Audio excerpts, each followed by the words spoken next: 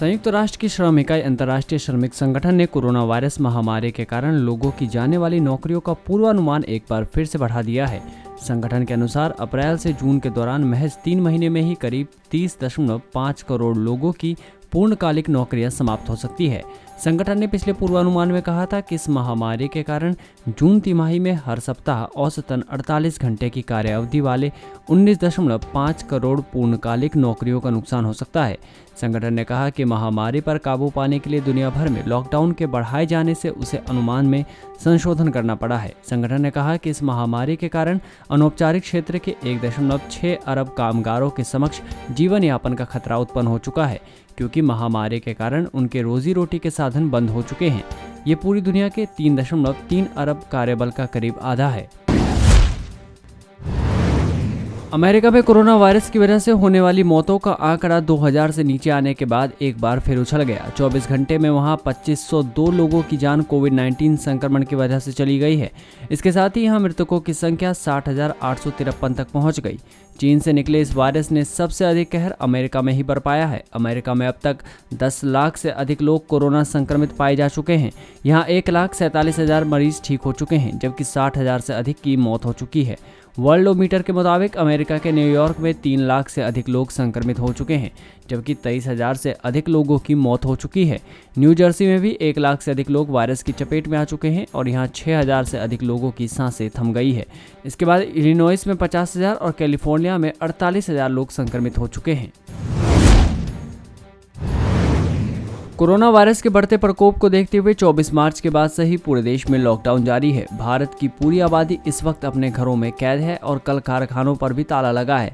इस लॉकडाउन की वजह से प्रदूषण के स्तर में भी भारी कमी आई है और प्रकृति अपने पुराने स्वरूप में लौट आई है। लॉकडाउन में लोगों ने पहली बार प्रकृति को इतने नजदीक से देखा, वो उससे जुड़ा महसूस किया है। वाहन और फैक्ट्री सब बंद होने से हवा साफ और धूल धुएं से मुक्त हो गई है और प्रकृति के नज़ारे आम हो गए हैं। जी हाँ, नीले आसमान में दृश्यता का आलम यह है कि सहारनपुर से अपर हिमालयन रेंज की बर्फीली पहाड़ियां तक आसानी से देखी जा रही है। ऐसा ही कुछ खुशनुमा पल इनकम टैक्स अधिकारी दुष्यंत कुमार सिंह ने अपने कैमरे में कैद किए हैं। दुष्यंत सिंह के अनुसार रविवार शाम बारिश के बाद नजारा देखकर वो भी एक बार चौंक गए थे। चक्राता से ऊपर की ओर गंगोत्री यमुनोत्री पर्वत श्रृंखला की बंदरपूछ आदि की पहाड़ियां साफ दिखाई दे रही थी, जिन्हें उन्होंने अपने कैमरे में कैद किया है। सिंह की अध्यापक पत्नी निधि बताती हैं कि यह पहाड़ियां करीब 200 किलोमीटर दूर है। खास है कि अभी तक वायुमंडल में पसरे घने प्रदूषण के चलते देहरादून मसूरी की पहाड़ियां भी कभी कभार बारिश के बाद मुश्किल से दिखाई दे पाती थी, लेकिन आज अपर हिमालयन रेंज की पर्वत श्रृंखला सहारनपुर से दिखाई दे रही है। तो मतलब साफ है, हवाओं को साफ व प्रदूषण मुक्त बनाने का जो काम पूरी सरकारी मशीनरी नहीं कर पाई, उसे लॉकडाउन ने कर दिखाया है। कोरोना पीड़ितों के नज़दीकी संपर्क में आने वालों को संक्रमण का डर ज़्यादा रहता है। ये खतरा कितना अधिक है, इस पर अध्ययन पहली बार सामने आया है। इससे पता चलता है कि सबसे ज़्यादा खतरा घर में साथ रहने, भोजन करने और सफ़र करने वालों को हो सकता है। दूसरा, नज़दीकी संपर्क में आए सभी लोगों को संक्रमण की आशंका नहीं है। रिपोर्ट के अनुसार 686 ऐसे नज़दीकी संपर्क थे जो संक्रमितों के साथ एक घर में रहते थे। इनमें से 77% यानी 11.2% लोग संक्रमित निकले। 318 व्यक्ति जो यात्रा के दौरान संपर्क में आए थे, उनमें से 18 यानी 5.7% कोरोना पॉजिटिव निकले। साथ ही भोजन करने वाले 707 में से 61 लोगों को कोविड संक्रमण पाया गया, यानी 8.6% लोग इस दौरान संक्रमित हुए। इन तीनों श्रेणियों के संक्रमण की दर को मिला लिया जाए तो यह 25.5% के करीब होती है। कोरोना को लेकर जिस प्रकार भय का माहौल है, उसे ये आंकड़े राहत देते हैं, लेकिन विश्व के हर हिस्से में ये दर अलग अलग यानी कम या ज़्यादा भी हो सकती है।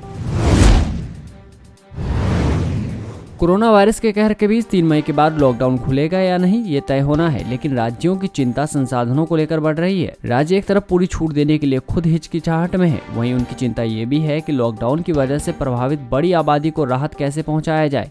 राज्य केंद्र से हजारों करोड़ का पैकेज मांग रहे हैं। सूत्रों के मुताबिक कई राज्य एग्जिट प्लान पर काम कर रहे हैं। पंजाब ने एग्जिट प्लान के लिए एक कमेटी बनाई थी।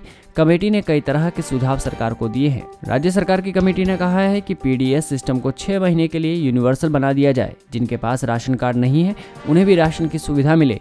इसके लिए केंद्र से सहायता की मांग की गई है। ये भी मांग की गई है कि पीडीएस के तहत प्रति व्यक्ति आवंटन 50% बढ़ाते हुए गर्भवती महिलाओं व बच्चों के पोषण आहार को इसमें शामिल किया जाना चाहिए।